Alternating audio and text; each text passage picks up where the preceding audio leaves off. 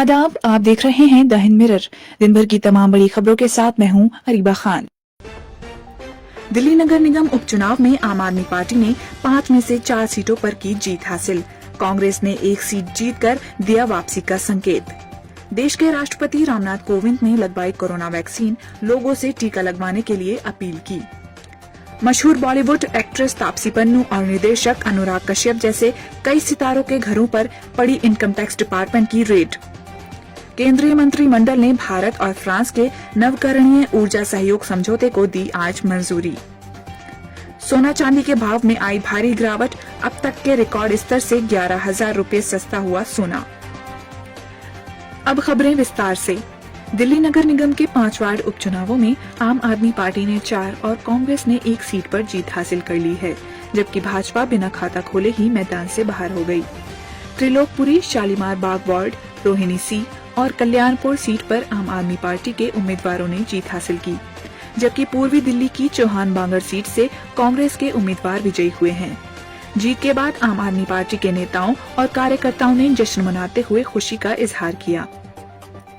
देश में 1 मार्च से कोरोना वैक्सीनेशन का दूसरा चरण शुरू हो गया है और इसी क्रम में आज राष्ट्रपति रामनाथ कोविंद ने आर्मी रिसर्च और रफलर अस्पताल में कोरोना वैक्सीन की पहली खुराक लगवाई।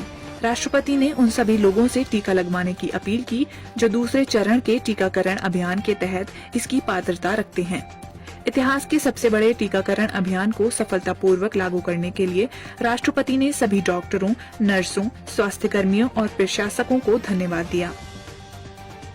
आज सुबह निर्देशक अनुराग कश्यप, विकास बहल और तापसी पन्नू के घर आयकर विभाग का छापा पड़ा।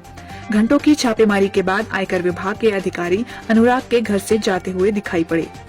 दरअसल आयकर विभाग ने बॉलीवुड अभिनेत्री तापसी पन्नू, फिल्म निर्देशक अनुराग कश्यप की कंपनी फैंटम फिल्म्स और प्रतिभाओं की खोज करने वाली एक कंपनी कुछ अन्य परिसरों पर आज छापा मारा। कश्यप फैंटम फिल्म्स के को प्रमोटर हैं। अधिकारियों ने बताया कि आयकर की चोरी की जांच के सिलसिले में मुंबई और पुणे में करीब 20 स्थानों पर छापा मारा गया है। प्रधानमंत्री नरेंद्र मोदी की अध्यक्षता में केंद्रीय मंत्रिमंडल ने नवकरणीय ऊर्जा सहयोग के क्षेत्र में भारत और फ्रांस के बीच समझौता ज्ञापन को आज मंजूरी दे दी है। इसका उद्देश्य आपसी लाभ, समानता और पारस्परिक संबंधों के आधार पर नवीन और नवकरणीय ऊर्जा के क्षेत्र में द्विपक्षीय सहयोग को बढ़ावा देना है।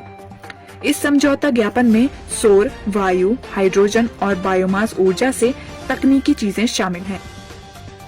आज सोने के दामों में भारी गिरावट दर्ज की गई है। सोना पिछले कुछ महीनों में लगातार सस्ता हुआ है। हफ्ते की शुरुआत में ट्रेडिंग में कुछ मजबूती दिखी थी, लेकिन अब सोने में भारी गिरावट आई है। अंतर्राष्ट्रीय बाजारों में कमजोरी और रुपये के मूल्य में सुधार दर्ज होने के कारण दिल्ली में मंगलवार को सोने का भाव 679 की गिरावट के साथ 44,760 प्रति 10 ग्राम रह गया है। HDFC सिक्योरिटीज ने बताया कि चांदी भी 1,847 रुपये कम होकर 67,073 रुपये प्रति किलोग्राम रह गई है।